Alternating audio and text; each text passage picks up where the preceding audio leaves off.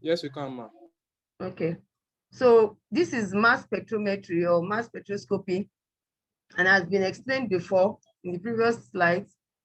It is useful in obtaining molecular weights of very small organic samples.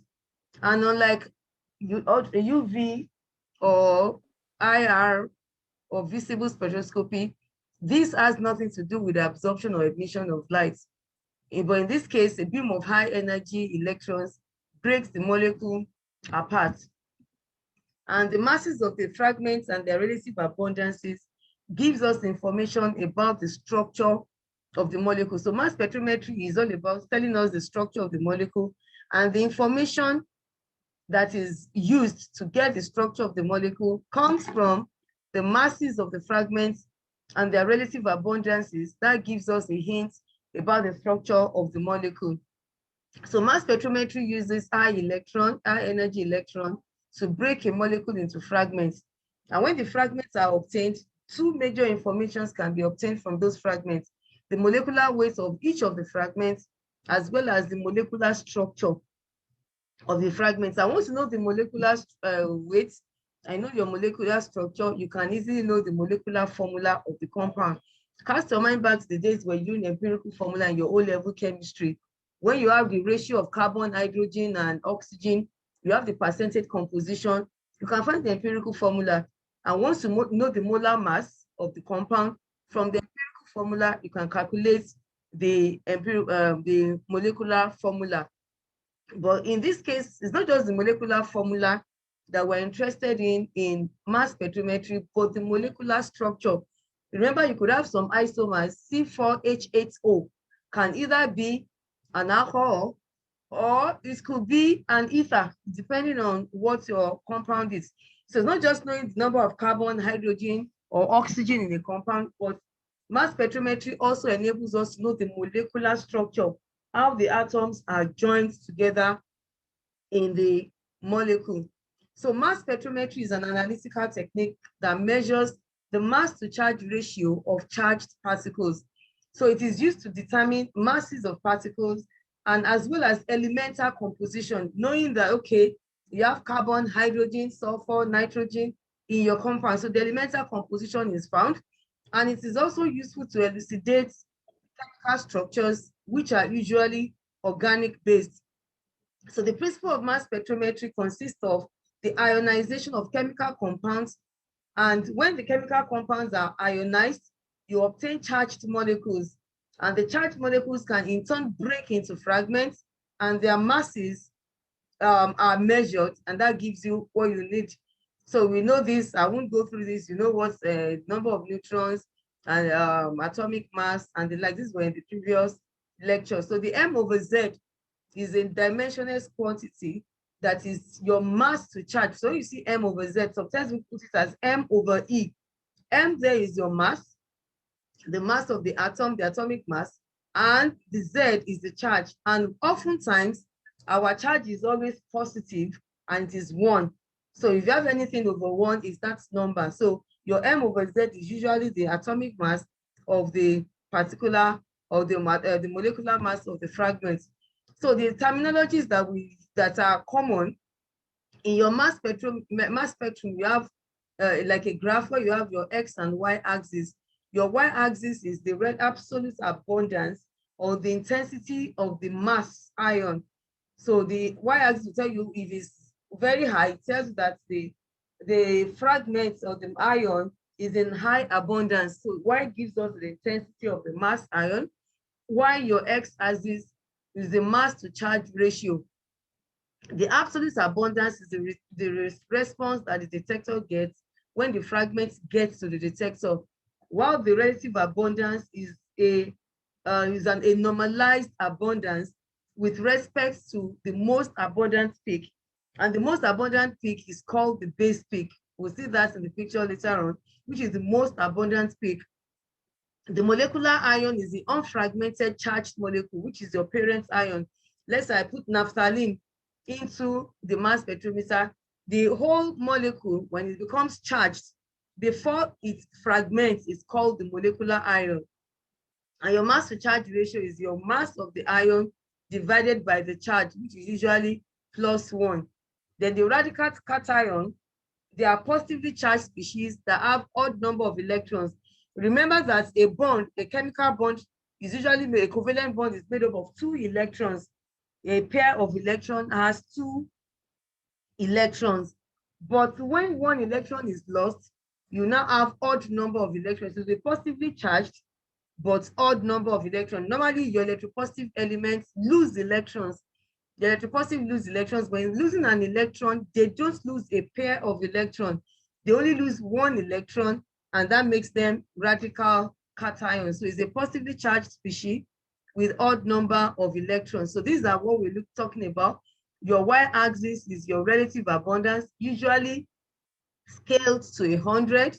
Your x-axis is your mass to charge ratio, which is m/z. Then you have your lines of the spectral air are the masses of your fragments. So these are your fragment ions. There's a fragment ion at mass 37, 35, 41, 47, 48, 83, up to 122. So these are your fragment ions. But the definition tells us that the molecular ion is the unfragmented charged molecule. So most times, your highest m/z value is the molecular ion. Let's look at the compound we have, a chloroform, CHCl3. By the time you add the molar masses, your molar mass will appear as 118. That is the mass of this. Your chlorine is 37. The chlorine is 35. 35 times 3. That gives us, that is 15, 105. Your carbon is 12. Hydrogen is 1. So you have 118. That is the mass of your compound. So this is the molecular ion peak at 118. And the rest are the fragments that are obtained from this molecular ion. There's also a definition we have here, the base peak. The base peak is usually the most abundant peak. And here, we'll see that the base peak here is the mass at m/z 83, because it's the one that has the highest, which is 83, and that is 100% relative abundance. And the relative abundances of the other fragments are done relative to the base ion peak. So mass spectrometry, your sample is usually converted into a gaseous ion, which can fragment or may not fragment, and each of the fragment ions and your molecule are characterized by their mass to charge ratio. All this were in your previous lecture that we have talked about. So what are the main information that the mass spectrometer gives us? I've said it before. This was the molecular weight. As you can see in these previous ones, you can see the weight of all the fragments and the weight of the molecular ion. So it gives us information about the molecular weight. It gives us information about the number of specific elements that are there. So it gives us even information about isotopes. When you have carbon-12 and carbon-13, that is an atomic mass of difference of 1. It will show in the mass spectrometer. It gives us the molecular formula, especially with the high resolution mass spectrometer. It gives us the molecular formula. It gives us the fragments, the reproducible fragment patterns, which gives us the clues about the functional groups that are present. Because just like in your IR, that different functional groups have their absorption bands. In your UV also, if you have your diene or your triene, they have different absorption bands. Similarly, in mass spectrometry, even though there's no absorbance here, the fragments always appear, different molecule or different functional groups will fragment in the same and identical manner, and that helps us to confirm the identity of an unknown organic compound. So what's the basic principle? The mass spectrometer generates ions from a sample that is being investigated. So multiple ions are generated as a result of fragmentation, and these ions are separated according to their mass to charge ratios, which are recorded the relative abundance of each ion. The first step in mass spectrometric analysis is once the sample is introduced, there'll be a production of gas phase ions of the compound as a result of electron ionization, what gives you your molecular ion. This molecular ion now further undergoes fragmentation, and the fragment ions would now be characteristic of the molecular ion that gives back to them. So the molecular ion can be called the parent ion, and you now have fragments that arise from those the parent ion, just like you have the father and the mother, and the children are the offspring. And when you see some children, you can identify, oh, there are some children that want to see them, want to see their parents. You don't need to ask that, is this your daddy? They are so identical that you can pair them with their parents. So the same way with fragment ions, they look so much and they bear some resemblance with the molecular ion that breaks into fragments that give rise to them. So these fragment ions and the molecular ion will be separated in the mass spectrometer according to their mass to charge ratio, and they are detected upon and in proportion to their abundance. So the mass spectrum of the molecule is produced, and the mass spectrum displays the results as a plot, which you've seen before. And the ions will give information about the nature of the compound, the structure of the precursor molecule that gave rise to the fragments. So in the spectrum of a pure compound, the molecular ion, if it is present, would always be at the highest M/Z value. So the molecular ion that has not been fragmented would appear at the highest M/Z value. And looking at what we have here, you will see here that the molecule here, the highest M/Z value here correspond to the molecular ion, which is the parent ion. So this is also another example of the mass spectrum of 2,4-dimethyl pentane. 2,4-dimethyl pentane, the molecular mass is 100. So you can see here that this is the molecular ion, and the remaining ones there are the fragments that arise from this molecular ion. And you can see our base peak appearing at M/Z 41. This is our base peak. So we've talked about this, the definitions before. So this is a mass spectrometer. Your sample is introduced, and inside the air, there's ionization occurring here. Then your ion source, and then your sample is introduced, and you have the ionization taking place in the vapor phase. And the ions, the fragments that are obtained, are now made to accelerate through the electrical field. So ions that are too light, they bend so much. Ions that are heavy will bend slightly, and different ions will arrive at this is the detector. So as they arrive at the detector, a spectrum will be recorded. And there's a vacuum because this is under high vacuum. So this excess vacuum is drained by the pump. So there's a pump that pulls off the vacuum in it to generate the vacuum necessary for the acceleration of the ions in the electrical and the magnetic field. So this is just a 3D measurement. So your sample is injected, there's an ion source, and there is a vapor phase where your samples are. And these are the magnetic fields where your samples are, the electrical fields and the magnetic field. Samples that they traveled in a curved path, and as they travel, the lightest one will arrive first, and the heavier one will deflect more, and they arrive later at the detector. And there'll be a computer that will show the spectrum. So these are the main components of the mass spectrometer. You have the ion source that produces the ions in the ion phase. The mass filter separates the ions, and you have a detector where the ions are obtained. So it goes in this 1, 2, 3, ionization, separation, and detection. But there are times that the ions also will have further separation again. So you can have ionization, separation of ion, and this ion in turn can further break again, and they will be broken down, and they will also be separated, and finally you have detector. So you can have multiple steps of the breakdown. So that means that some of your fragments can also fragment again. You can have the first fragment ions, and your fragment ions will further fragment and give birth to other fragments, just like you have a father, a grandfather, a father, and a child. So each of them, that means that the father would also reproduce after the grandfather gives birth to the father, and the father reproduces to give birth to another child. So that's why you could have multiple steps of generation of ions.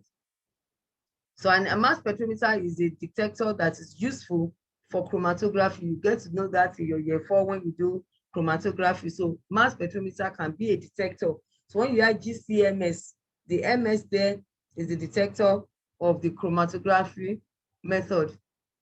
So the components are the major components, like I said before, the ion source, where the gaseous ions are produced, the analyzer, where the ions are resolved according to their mass to charge ratio. The detector is where the ions are detected as they arrive at the end of their race in the analyzer, the magnetic electromagnetic analyzer. In addition to that, you have a sample introduction system where sample is introduced into the ion source, and at the same time a high vacuum is maintained. So there's a pump that generates a high vacuum in the machine. And also, because it's a computerized instrument, there'll be a computer where you control the instrument to acquire the data, to manipulate the data, and to record the spectra in the library of the computer. So this is also a diagram. Sample inlet, you have the source, the analyzer, and the detector. There's a data system, and your output is your mass spectrum. So what are the functions of the mass spectrometer? To produce ion in the ionization source, to separate these ions according to their mass to charge ratio. The fragment ions are analyzed as fragments in the analyzer, then they are detected and they are processed by the processor, and you are given the spectrum. So samples are usually introduced as solids or liquids on a probe, which is called the direct insertion probe. So the probe hits the sample to vaporize. Your sample must be pure and must not be mixtures, must be pure samples, and the volatile liquids or gases can also be heated into the sample. Samples also can be introduced into the MS after they have been separated into pure components using chromatography. So you can couple your mass spectrometer to your gas chromatograph, which is called GCMS, or your mass spectrometer is coupled to your liquid chromatography, which is called the LCMS. So why do we operate in the vacuum? So vacuum must be operated. You have two stages of vacuum. You have the rotary, the rough pump, which gives this pressure, and you have the turbo pump that gives a higher pressure. So mass spectrometer operates under vacuum. Why do mass spectrometer operate under high vacuum? Is in order to provide a collision-free path. You don't want your fragment ions to collide with one another. So each one of them will have a path, and they will maintain their lanes instead of crisscrossing. So that is why the vacuum is it operates under high vacuum. So you have the other reasons is to reduce ion molecular reactions, to reduce any background interference, to improve sensitivity, to increase the lifetime of the components of the instruments and reduce maintenance, and to avoid any electrical discharge. So how does this ionization take place? When your sample is introduced into the source, if the molecules are vaporized because there's a heated filament in the source. If you look at there's a filament here which hits the probe. So the filament hits it and gives it, makes it heated and vaporizes the sample. So when the samples are heated and vaporized, there is a filament made of ruthenium or tungsten that hits the filament, and it produces electrons that are accelerated at a small potential difference, usually 70 electron volts. So the electrons there collide with the sample molecule. This is a sample molecule that collides with the electron and gives what we call a molecular ion. So there's a loss of electron, just one electron. So we have a radical and a cation. So this is called a radical cation, and it is a molecular ion. So ions that are formed are called the radical cations, and it is this radical cation, which is molecular ion, that will undergo series of fragmentation to yield what we call the fragment ions. So this is the sample that is introduced.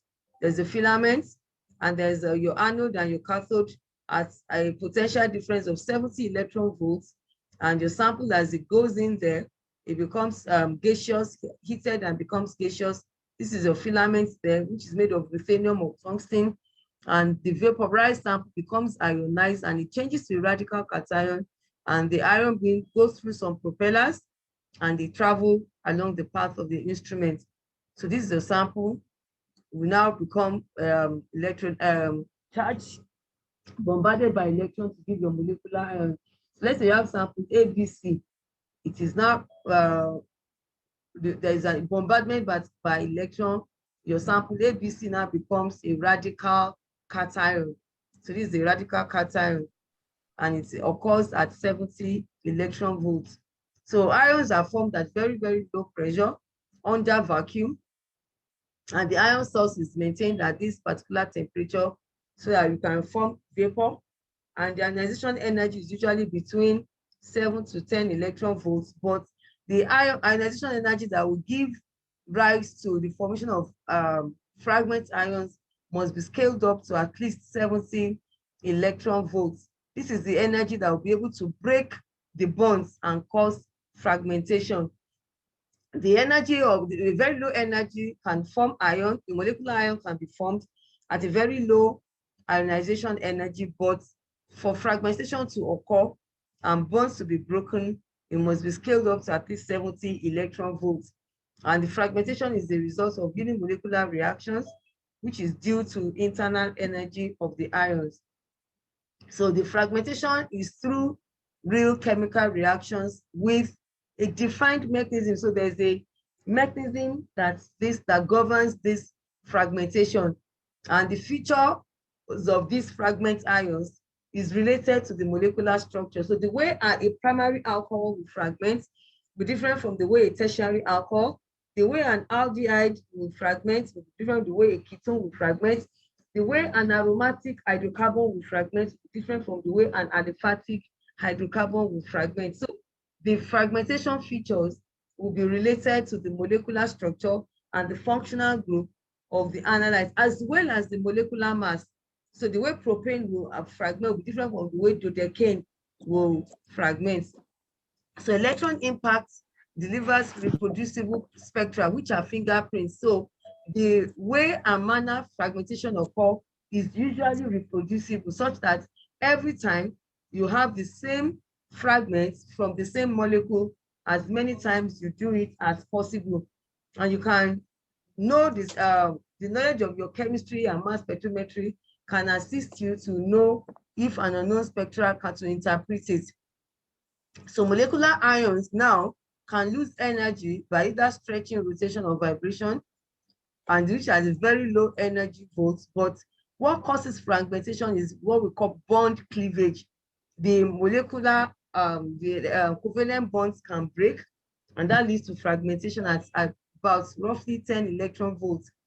And most fragmentation occurs as soon as the molecule gets ionized. And the only things that the detector can detect in the mass spectrometer are positive fragments and positive ions. So anyone that is neutral or radical will not be detected in the mass spectrometry. So, and in some cases, sometimes the molecular ion is very small or it's entirely absent in the electron impact mass spectra. So these are different ways fragmentation can occur. Let's say you have your sample ABC. It's bombarded by an electron. This is your molecule that is introduced into the mass spectra. After it is bombarded by an electron, it becomes a radical cation. You can see a radical cation losing an electron, and also the two electrons there is as a result of the electron that bombards this molecule, as well as one electron that is taken from one of these bonds, and that gives two electrons. So, and when this happens, fragmentation is the way whereby your compounds break. So you can say there is a covalent bond between A and B. There's another covalent bond between B and C. So there could be a cleavage here between A and B, so that your A becomes a cation and your BC will now become a radical. Or sometimes your A, when there's a cleavage here, your A becomes the radical and your BC becomes the cation. This in turn can also break, and your B is the radical and C is the cation, or B is the cation and C is the radical. Similarly, there can be a cleavage between B and C, such that your C is your cation and your AB is radical.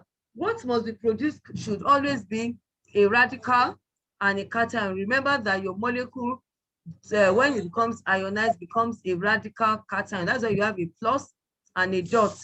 And when cleavages occur or breakages in the bond, your result will be in two parts, a radical and a cation. And it can flip on either side. Looking at this one now, your A, when there's a cleavage here, A can be cation, B and C become radical, as you see in this first mechanism, or your A is your radical and B and C becomes cation. And this cation also can break further, and you can have B radical, C cation, or B cation and C radical. Who is drawing on this slide? Can't you hold your hands? Who is this drawing anything on the slide?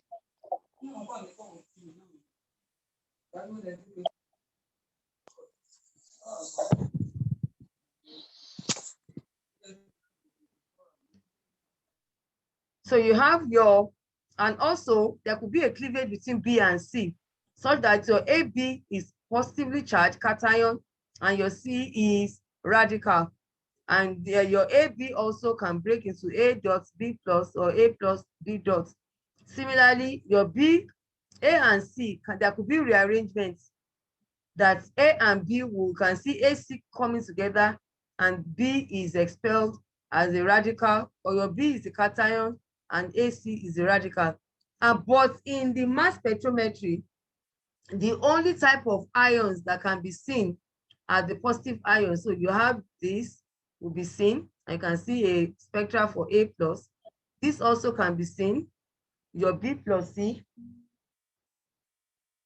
Your B plus C can be seen as the cation, and your C also can be seen. So it's only positive ions that can be seen in the mass spectrometry. Your radicals or neutral ion are not observed in the mass spectrometry. So you can see here that only your positive ions can be seen. So these are different routes or mechanisms by which your fragmentation can occur. But what happens is that the one that is most stable of any of these pathways are the ones that you will see. And you can see here now the final one there is your molecular ion, ABC. This is your entire molecule that is now, there should be a dot, is your radical cation. Should be a radical cation, which is your molecular ion that is obtained after bombarding your neutral molecule by an electron. There's the loss of an electron, and you now have your radical cation. So this is your molecular ion. So the cations or radical cations are the only species that can appear in your mass spectrum.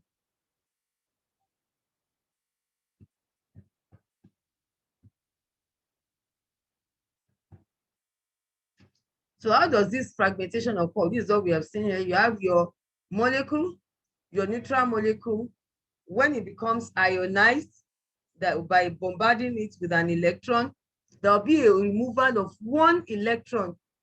So there'll be removal of one electron and an electron that is used for the ionization. So you have your two electrons lost, and you have your radical cation positively charged and a radical. And this in turn will fragment into a radical and a cation. And these are the fragment ions. But like I said before, in your mass spectrometry is only your cation that will be seen and the molecular ion in the mass spectra. The radical compounds or neutral compounds will not be seen in the mass spectrometry.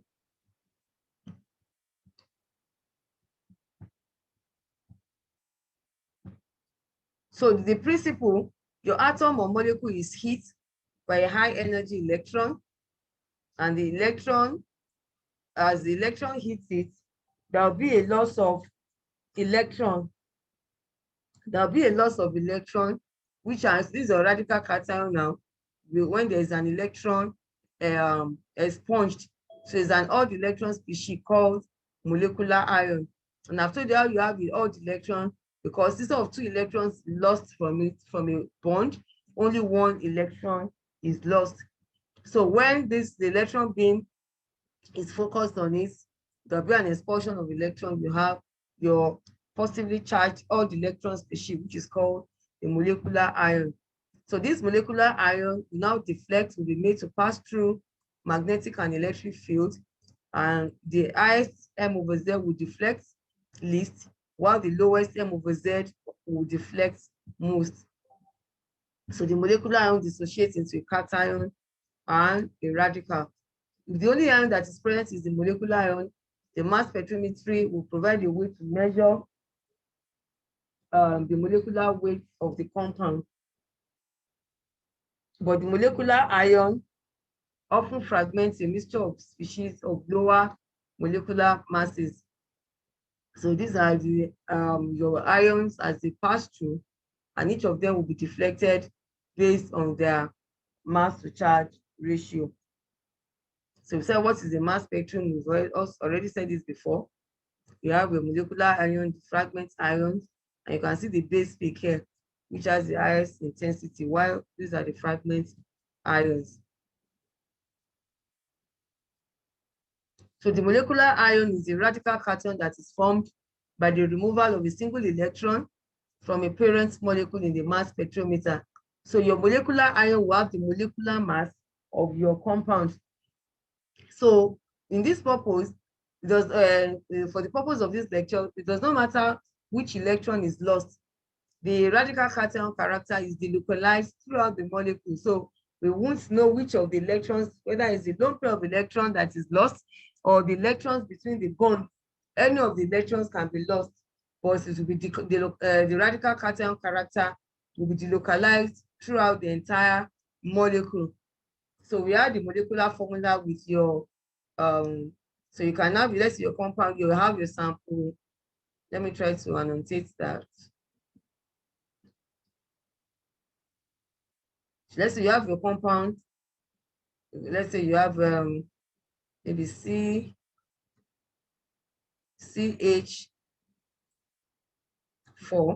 is your molecule, your methane molecule. So you can put it, you can just put it half bracket here and put your positive charge and your cation. So whoever sees this will know that this is your molecular ion. So this bracket here tells us that this is a molecular ion with your odd number of electrons. So the dot here tells us that we have odd number of electrons, and the plus sign tells us that it is a cation, which is it has lost an electron.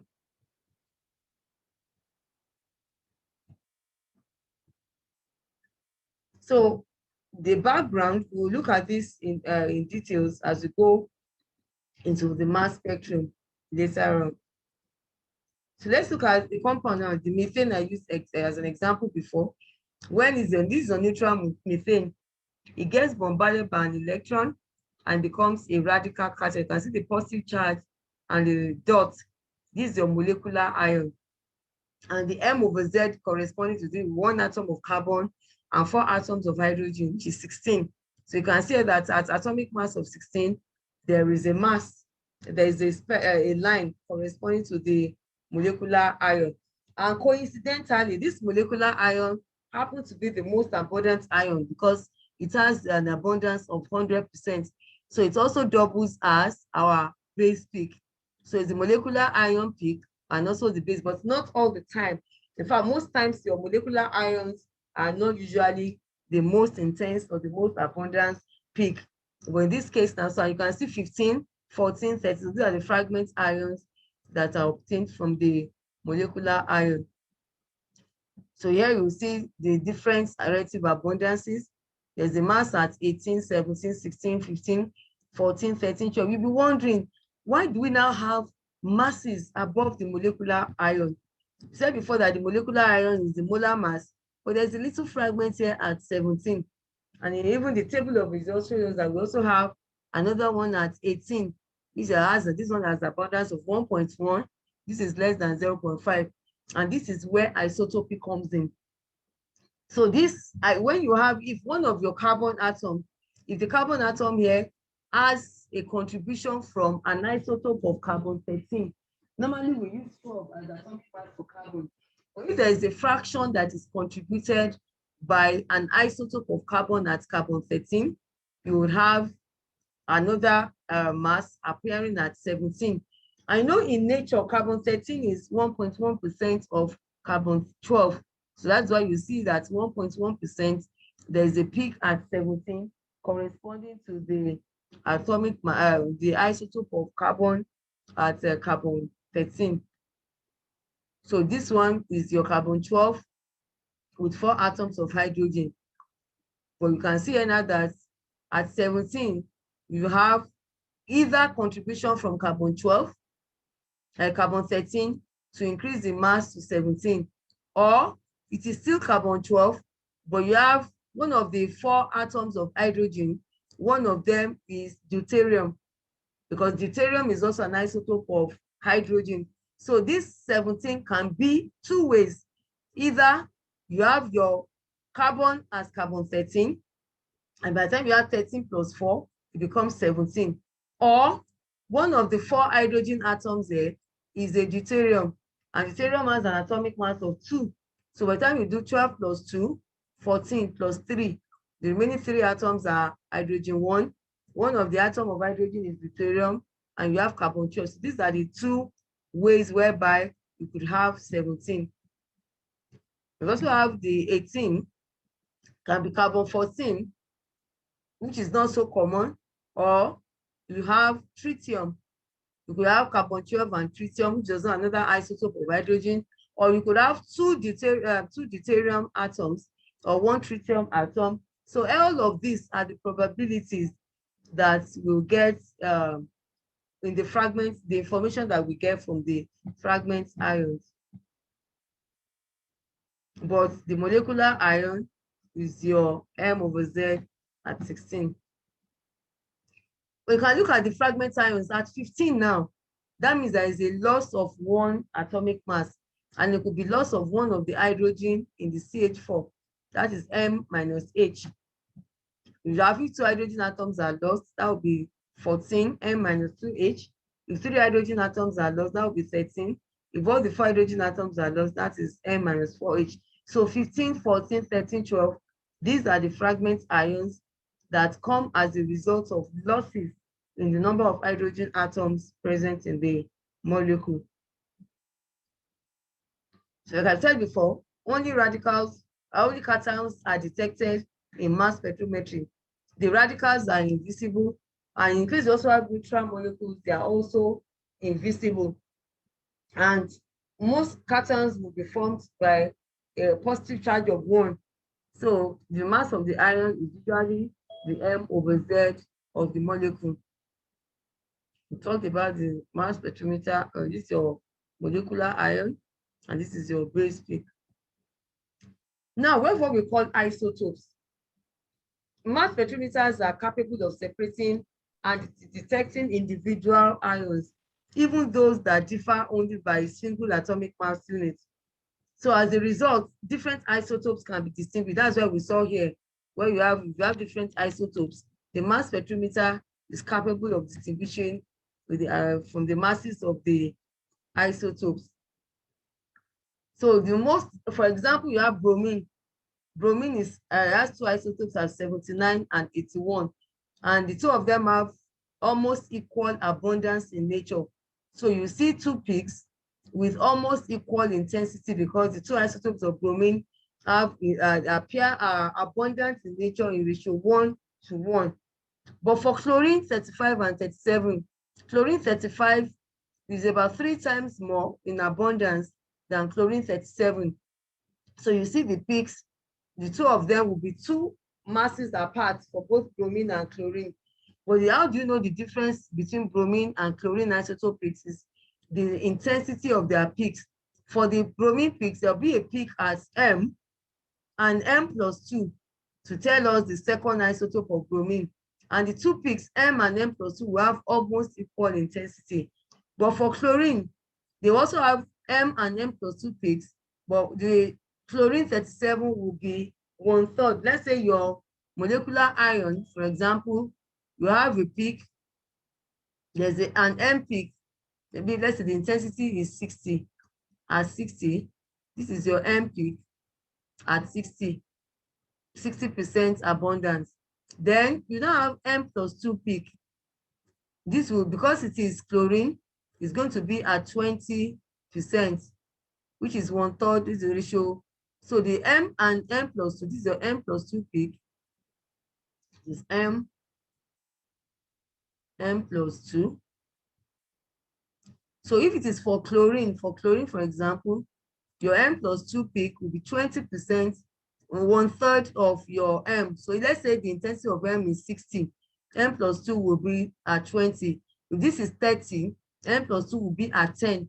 But if this is bromine, for example, the two of them, both the M peak and the M plus 2 peak, will appear as almost the same intensity, because 79 bromine and 81 bromine have an intensity of 1:1, while for chlorine has an intensity of ratio 3:1. So when you have an M plus 2 peak in an exam and you now see the ratio between your M and M plus 2, you'll be able to tell whether it is a bromine element or chlorine based on the ratio of their peaks. But when you see M plus 1 peaks, they are usually as a result of carbon-13, because between carbon-12 and carbon-13 is 1 atomic mass unit. So your peak will appear as M plus 1, because the difference between the two isotopes is the 1 mass unit. But for chlorine and bromine, the difference between the two of them is M plus 2.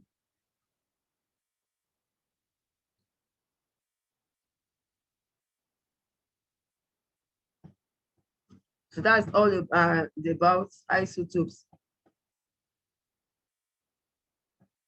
Slide is freezing. So we've talked about elements are usually occurring naturally as a mixture of isotopes. So, and mass spectrometer can detect the heavier isotopes. So M plus 1, we said that is a peak that is 1 mass unit higher than the ion, and M plus 2 is 2 mass units. So carbon-13 and carbon-12 will be 1 atomic mass units apart. So there'll be M plus 1 peak for carbon-12 and carbon-13. But for chlorine and bromine, we'll be have M peak and M plus 2 peaks.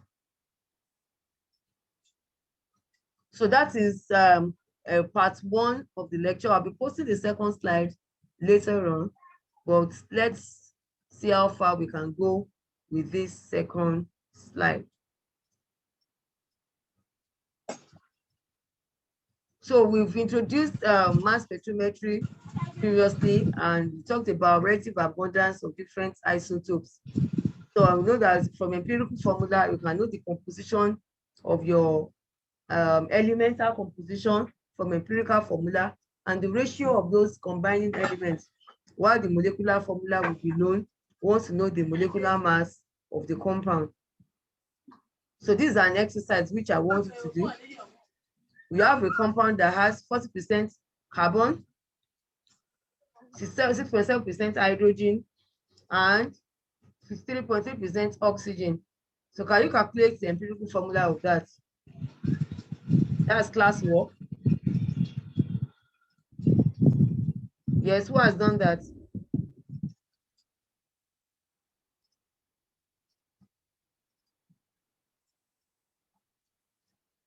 What's the answer?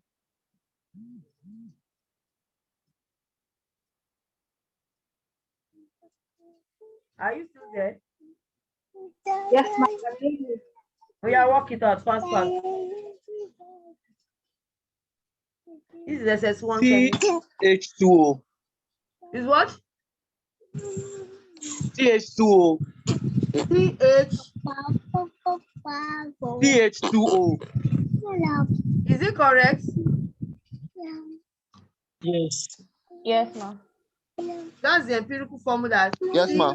Yes, ma'am. Yes. So now that we say it has a molar mass of 60, what's the molecular formula?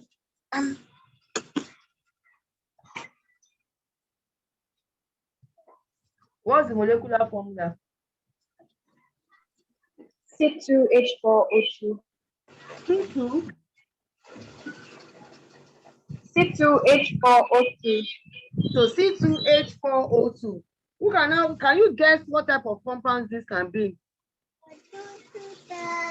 Who can guess the type of compound it is? Yes, I'm waiting. and ethanoic acid. I can't hear you. Louder. Yes, what compound can Carboxylic acid.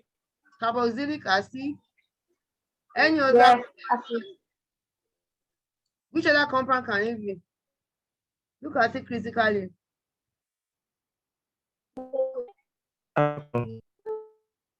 What?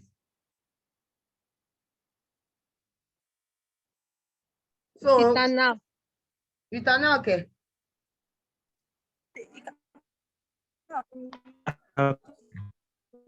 How can it be ethanol when there are two oxygen atoms there? Carboxylic acid. Carboxylic acid. Carboxylic acid. And ester. Can it be a diol? Where? Also be a diol.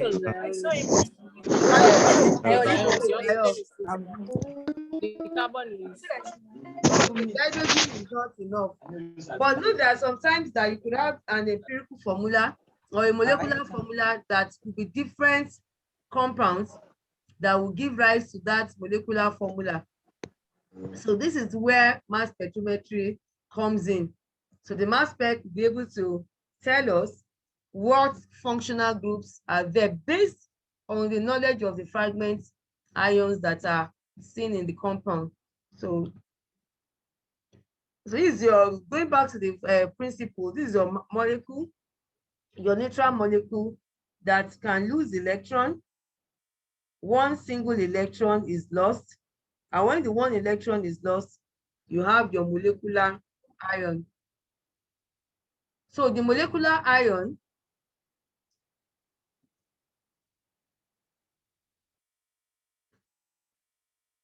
I'm sorry, is anybody sending a chat? I can't read any of your chats.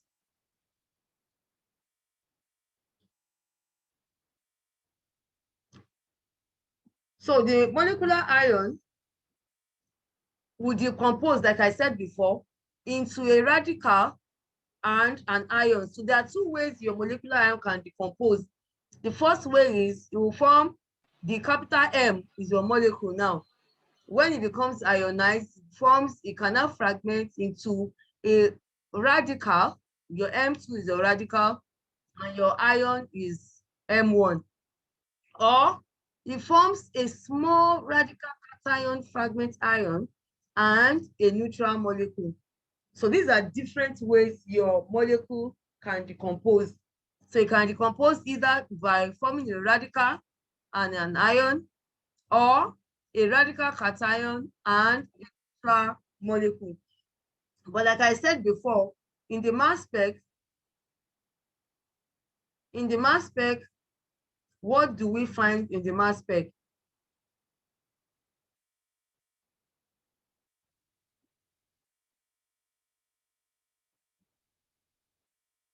So in the mass spec, we are able to see the ions that will be seen here will be your molecular ion, your radical, your cation, or your radical cation fragments. So these are the species. Neutral molecules will not be seen in the mass spectrometer, as well as radical species will not be seen. So your molecular ion, as well as your cation daughter and your radical cation daughter ions, we call them daughter ions or fragment ions. Those are the things, and I've underlined them here. The molecular ion, the fragment ions, and the fragment radical cations are the only species that can be seen in the mass spectrometer. So they are separated by, according to the deflection, the variable magnetic field, according to their mass to charge, and they are found in the mass spectrometer. So the mass spectrum is a plot of these M/Z values against their relative abundances. So like I've said before, neutral particles that are produced in the fragmentation, whether they are uncharged, or radicals, whether they are uncharged as in your M2, or radicals as in this case, cannot, will not, and will never be detected directly in the mass spectrometer.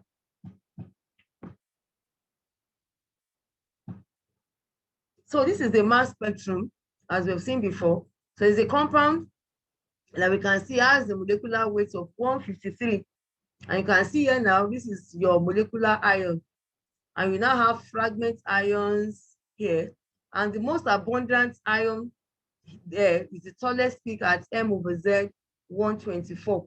So this is a fragment obtained from this molecular ion and gives us the base peak. So the base peak is indicated at an M/Z value of 124. And the relative abundances of the other peaks at different M/Z values will be as percentage of the ratio of the most abundant peak, which is your base peak. So this is just, I've said this again, I don't have to talk about this again. You can read it. It's in another form of your instrumentation. So the electrons are produced, like I said before, when you bombard at a very high electric voltage. So we have when organic molecules are introduced into the mass spec, bombardment happens in two ways. Either electron is captured, and when you capture electron, you will get an anion, or electron is removed to give rise to a cation. But this is most common. The most common of the electron is the positive ion spectroscopy, where electron is removed to give a radical cation. This other one is not as common. So that's why we always have positive ion mass spectrometry. So this is most common. And this molecular ion can now form, the fragmentation of the molecular ion would occur when you have higher bombardment energy. And we use 70 electron volts for most organic work. And that's where your fragmentation can occur. So you can read this, I've already explained them before. So these are the isotopes. And many elements are, only a few elements are monoisotopic. So this table gives us the natural isotopic abundances of elements that we use in organic, that we encounter in organic chemistry. Your proton, hydrogen have 1 and 2. You have carbon-12 and carbon-13. And carbon-13 is 1.1% of carbon-12. Nitrogen also have its own isotopes. Oxygen has 3. Silicon has 2. But the most common ones that we encounter here, as I've explained before, are your chlorine 35 and 37. And you can see the abundance. Chlorine 35 is about 25%, 35 is 75, so this is ratio 3:1. Then your for bromine 79 and 81, you can see it's almost ratio 1:1, 50.5 and 49.5. So these are the most common isotopes that we'll be encountering at this stage in mass spectrometry: chlorine, bromine, and carbon-12, as well as carbon-13. So if you look at a particular slide, for example, say that ions that contain different isotopes will appear at different M/Z value, like the example we saw in the previous slide, where you have your CH4. CH4 has a molar mass of 16, and there was another peak at 17, which is a contribution from carbon-13. So they will appear at different M/Z values. So an ion that contains n number of carbon atoms, so there is a probability that you have 1.1 n of percentage of these atoms will be carbon-13, because in nature, if you have a gathering of carbon, 1.1% of them will be carbon-13, and if you have 2 carbon atoms, it will be 1.1 times 2%. If you have 10 carbon atoms, it's going to be 1.1 times 10. So the n is number of carbon atoms that will give the approximate number of carbon-13. So let's look at in the next slide. You see a slide that has N+1 ion. Let me look at that. So you have a slide here. This is the bromine. This is the one for bromine. So you can see bromine has this is a halo alkane that contains bromine. You see a peak at 108 and 110. This is the M peak. This is the M+2 peak. And you can see that they have almost equal intensity. So ion that contains 1 bromine atom would have an M+2 peak, and that shows that. So if you look at this halo alkane, there's a fragment the question is asking us that suggest why two peaks at M over Z 108 and 110 have almost the same intensity. And the only explanation for this is that these are probably as a result of the isotope of bromine, and the isotope bromine 79 and bromine 81 have almost equal intensity. And that is why you have your peaks having almost the same intensity. Let's look at chlorine, for example, the mass spectrum of chlorine. And you can see, as I explained before, you have chlorine 35 and chlorine at 37. The difference between the two of them is M, this is M, this is M plus 2. And in terms of abundance, this is about 100%, and this is 3 times more than this. So you see, this is ratio 1 to 3. In fact, this has been graded into 3 different grids. And for the 3 different grids now, you can see that they have, this is 1/3 of this other one in terms of relative abundance. So these are, the peak here is as a result of chlorine 35, and this is as a result of chlorine 37.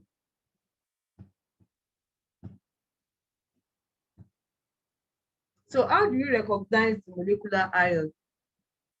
For most organic compounds, the molecular ion, roughly 20% of organic compounds, they would decompose immediately they're introduced into the mass spectrometer. Can you see the time? About less than 10 to the power of -5 seconds. A very, very, very, very tiny fraction of the time they are introduced, they decompose. So you may not see them or you may not detect them using the routine 70 electron volt spectrum. So for most unknown compounds, anytime we see the ISL M over Z value, is likely to tell us that that is the molecular ion. And it will also have its M plus 1 or M plus 2 peaks as determined by the type of isotope it has.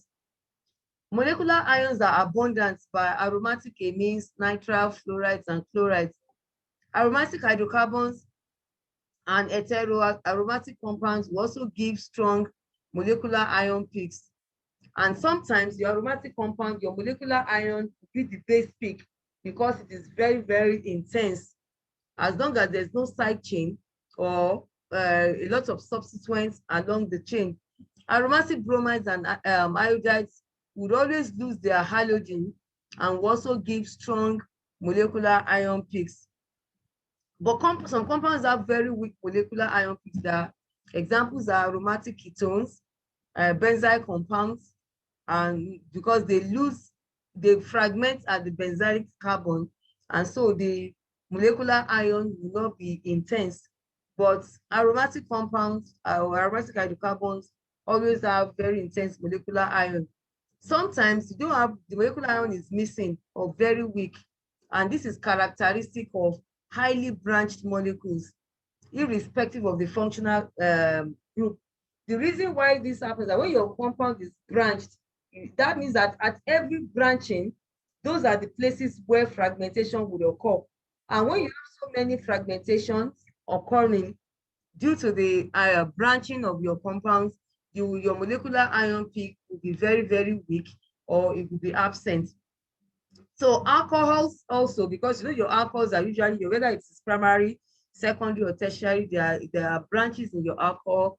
They also have a lot of fragmentation, and also your molecules that have long alkyl chains, they fragment easily, and these are the ones that have weak molecular ion peaks.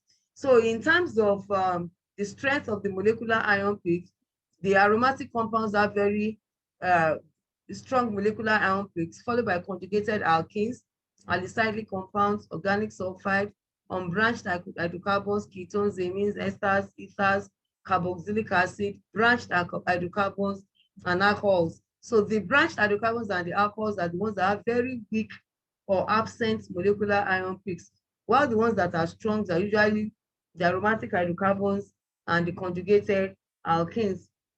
The isotopic abundance will always correlate with the appearance of the purported molecular ion cluster. So at the molecular ion peak, you see intensities of M plus 1 or M plus 2 depending on the type of isotope the molecule has. Then nitrogen-containing compounds would always have odd number. Nitrogen-containing compounds that have odd number of nitrogen atoms would have odd number of molecular weights. So where you have 1 nitrogen atoms or 3 nitrogen atoms, anytime you see an odd molecular mass, what comes to your mind straight on is that it contains nitrogen. But those that have even number of nitrogen atoms or there's no nitrogen at all would have even M over Z value. So anytime you see an odd M over Z, maybe 171, 91, 181, it tells you straight on that molecular ion, that ion or the molecule contains odd number of nitrogen, either 1 or 3 or 5. But where those that have even number do not contain nitrogen, or they have even number of nitrogen atoms. So the peaks that correspond to the highest molecular mass in the spectrum, excluding the isotopic peaks, are the molecular ion peaks. So the isotopic peaks are usually of lower intensity than the molecular ion. So if you see your ISM over Z value and there's a tiny fraction beside it, that is the molecular ion peak. I think many of you are leaving the class. Do you have another class after now? Hello? Do you have Maybe another the class data after? finished. No, ma'am. No, ma'am. So why is attendance dropping? Maybe their data finished or something like that. So I should buy data It's for not them. really stable. Should I've I buy been logged data out for like them? twice already. What? No, the network is not stable. I've been logged out like twice now before I could log in back again. Okay, So probably that's why that's I'm why. recording Maybe the class. I will record it and put it on the LMS as well as our WhatsApp group so that you can have access to the recording for those that have been logged out. Okay, thank you. So the peak that corresponds to the ion that have the ISM over Z, we said it's the molecular ion peak, and is usually a radical cation.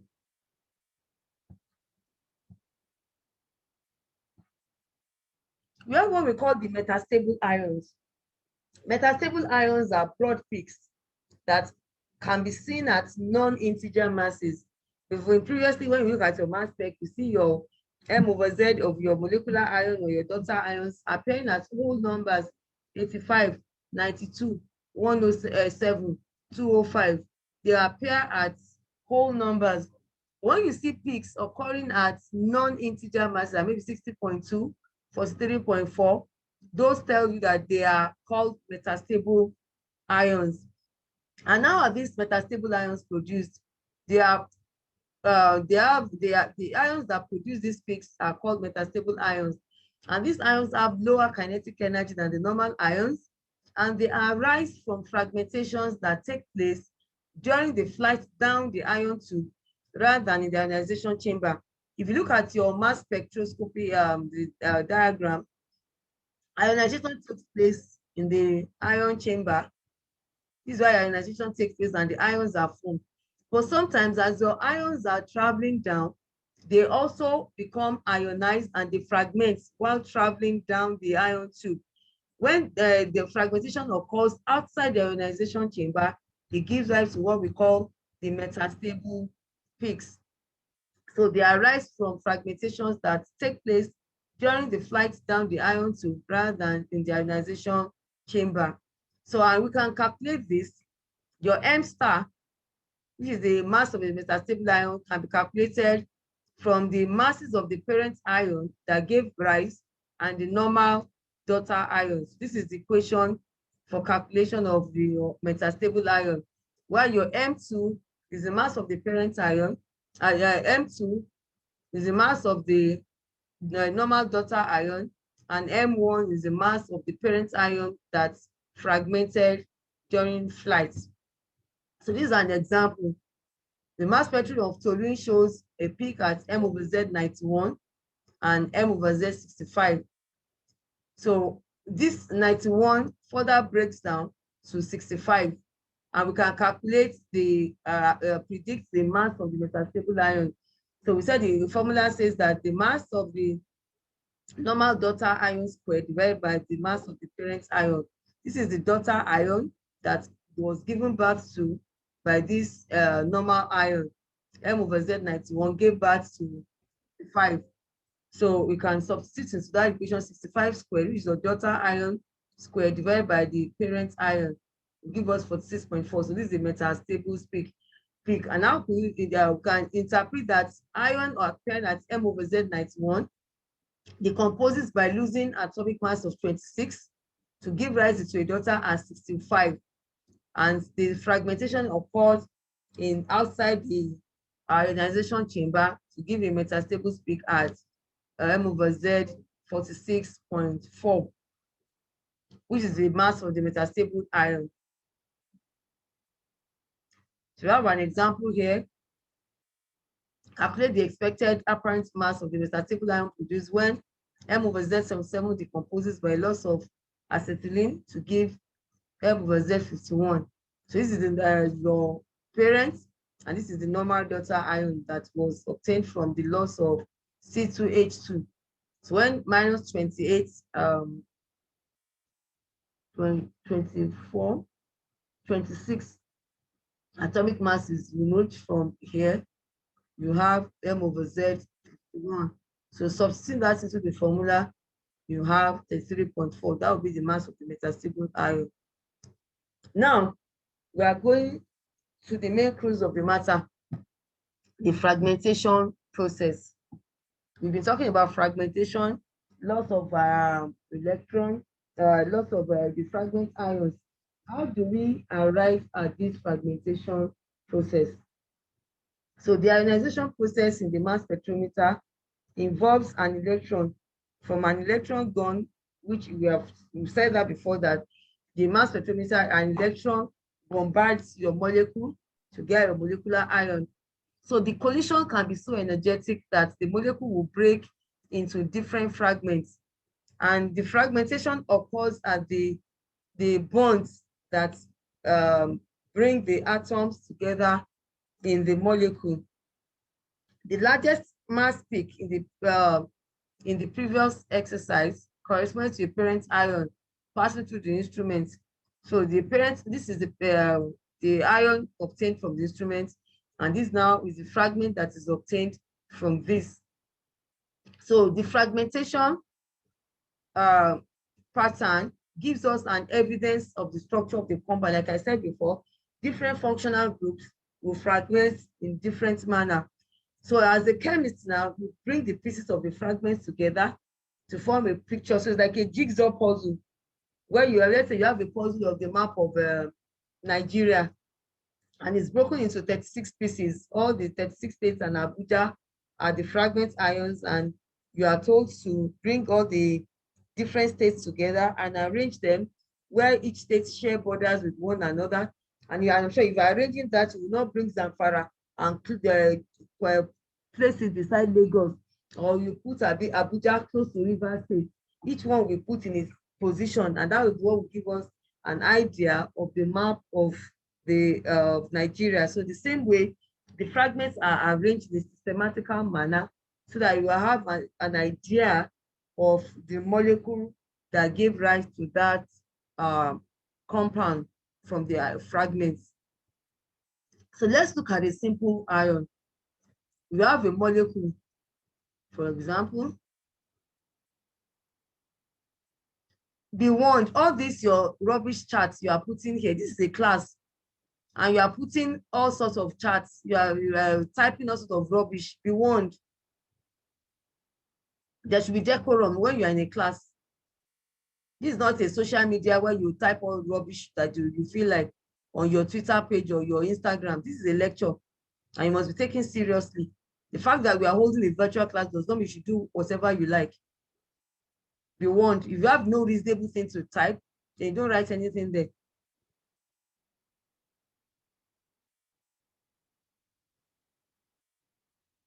So when you have a molecule, your molecular ion, and it loses a methyl radical, that means that your methyl, your molecular, your mass of methyl is 15. So that means that you see a fragment at 15 atomic mass below the molecular ion. Let's say you have C2H5, for example, C2H6, you have ethane with a molecular mass of 30. That means that at M minus 15, which is at M minus 15, that is 30 minus 15, there will be a peak corresponding to the loss of methyl radical, and that will give us a peak appearing at that particular junction.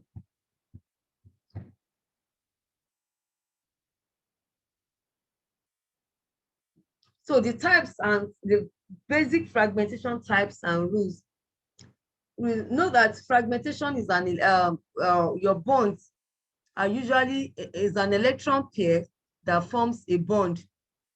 If it's a, for example, the covalent bond, each atom contributes an electron, and the two of them share the electrons and they form a bond. If two pairs of electrons are shared, will give us a double bond. If three pairs of electrons are shared, it gives us a triple bond. So bond electron pair processes, we can use the fish hook arrow to represent what the electron look like. So one way of fragmentation is sigma bond rupture in alkane groups. This is an alkane, for example, RCH2, CH2R. So your R can be an elongation of your alkyl group on both sides. This is your alkane. So there will be a sigma bond rupture. And you know, in between your carbon, there is a single bond in alkane. Apart from the carbon-carbon single bond, you also have the carbon-hydrogen bond in alkane. So let's say in your alkane, you have your C. This is an alkane, a simple alkane. Let's look at propane, for example. This is your propane. And you have your hydrogen atoms surrounding. So you have hydrogen here. You have hydrogen joined to each of the carbon, linking each of the carbon atom. There's a covalent bond linking the hydrogen atoms linking the carbon. So you have covalent bond between carbon-carbon covalent bond, and you have carbon-hydrogen bond, which are also covalent. So any of these bonds can rupture. So you can have rupture of any of these bonds. So you can have a cleavage occurring between carbon-carbon. You could have this, there could be a cleavage here. Between carbon and hydrogen, there could be a bond. So these are the potential sites where sigma bond rupture can occur. You know, your single bond is a sigma bond.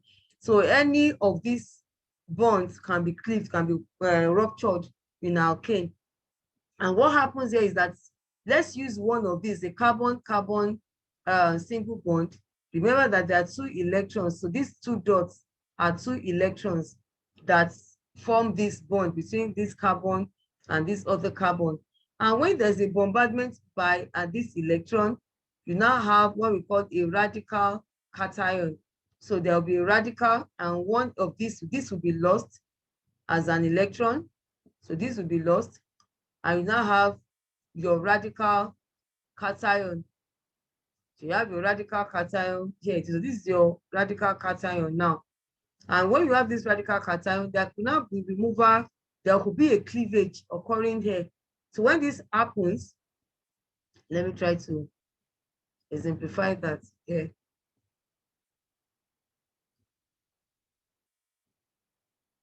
So now there could be a cleavage such that this radical here, the radical atom here, goes to this carbon. The radical cation there moves to this carbon, and this also goes this way. Let me try to show the arrow. So this goes this way, and this goes this way. So that gives a cleavage here. And now you now have your RCH2 plus. So this is your cation, and CH2R, this is your radical. But like we said, in mass spectrometer, this will not be detected in the mass spec because it's a radical. What is seen is your cation. So this is the cleavage. And this can happen at every point where you have your carbon-carbon single bond or carbon-hydrogen single bond. So far, it is a sigma bond rupture. So you can also have this series between carbon and hydrogen. You see this is the bond between carbon and hydrogen and electron pair. When it is bombarded by an electron, you have your radical cation. So this goes here and this goes there. And it could also be your R can be the one that will take the radical points and your hydrogen will be positively charged. It's either of two ways. So either you have your hydrogen expelled as a radical if it goes this way, and your alkyl group is your cation, or your alkyl group becomes the radical and the hydrogen becomes the cation. So in this case, your hydrogen cation will be seen in the mass spectra, or your alkyl group cation will be seen. So these are sigma bond rupture in alkane group. Then we could also have sigma bond rupture near functional groups.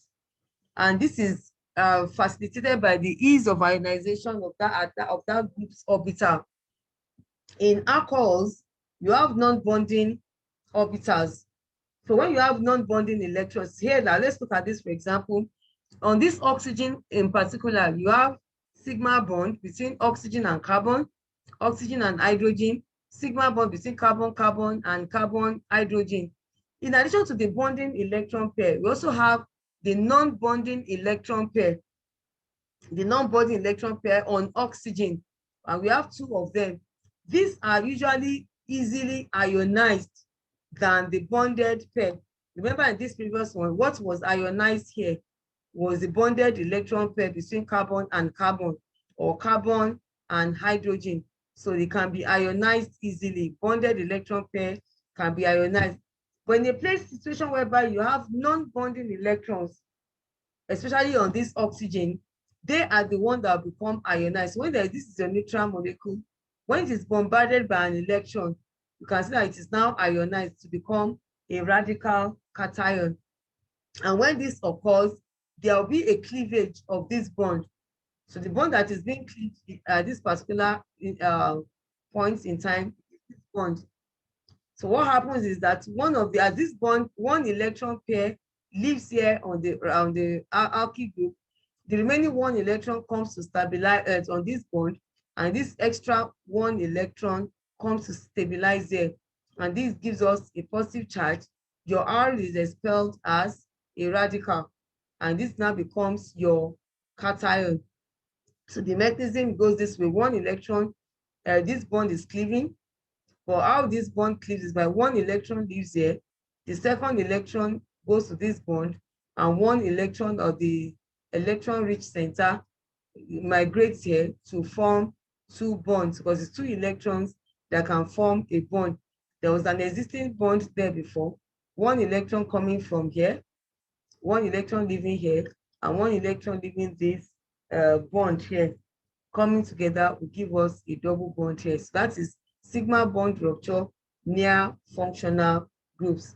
And these are functional groups that belong to these are ethers, carbonyl groups. If you have your RCO or your ketone or aldehyde that have C double bond O, would always also go through this mechanism, as well as compounds that contain halogens, nitrogen double bonds, and phenyl groups will always fragment using this. So what is going is the sigma bond that is close to the functional group, but this is the mechanism.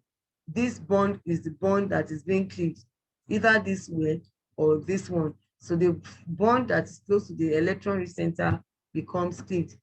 The other pattern of fragmentation is elimination by multiple sigma bond rupture. In the previous ones we see, there's only one sigma bond that gets ruptured, but you could have the rupture of more than one sigma bond, and it's usually common in alkenes. So there will be elimination of multiple sigma bond, leading to the exclusion of a neutral molecule. So in this case, what leaves is not, you have is your radical cation and neutral. Remember when we started that your molecule can fragment either to give a radical and a cation, or a radical cation and a neutral molecule. And I did say that the neutral molecule or the radical will not be seen in the mass spectrometer, but your cation or your radical cation. So when we look at elimination, the fragmentation by elimination of multiple sigma bond rupture, it will always give rise to neutral molecule. If you look at this now, you have the bond. This is your double bond. This is the electron-rich center. So this is where you have when it is bombarded by an electron, you have your radical cation. So one electron moves. So this bond is cleaved. Let me try. So there's a cleavage of a bond here, and there's also another cleavage here. So one electron leaves this bond and comes here. The other electron comes here. One electron comes here. The other electron comes here. So you have a cleavage occurring here and here. And this obviously will become a double bond. So this is why you have, this is your neutral compound, that is a double bond. And this is your radical cation, which is your fragment ion. And you can also either use one electron mechanism or two electrons. This entire electron pair can migrate from here and come here. This entire electron pair can move and come here, and this entire electron can move. So this, when this moves, there'll be a cleavage here. When this moves, there'll be a cleavage here, and you still have the same product. And that's why I put this in a square bracket. So this tells that this is the entire electron here is a radical cation. But the difference between this and this is that here you have your fish hook arrow, whereby only one electron at a time is migrating. But here, the pair of electrons is migrating together. That's why you have a double-headed arrow, and that's at the mechanism. So you can have one electron mechanism or two electron mechanism, you get the same product.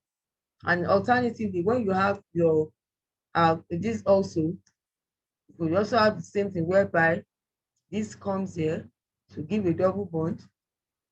This also comes here to give a double bond. So there's a cleavage here, and there is also a cleavage here. You now have this as a product, and this is left as a neutral molecule. And like I said, the neutral molecules are not usually seen in the mass spectrometer. So I'm sure you've done this in organic chemistry, because the Diels-Adler reaction of cyclohexanes. I'm going to represent them either of this through A or B mechanism.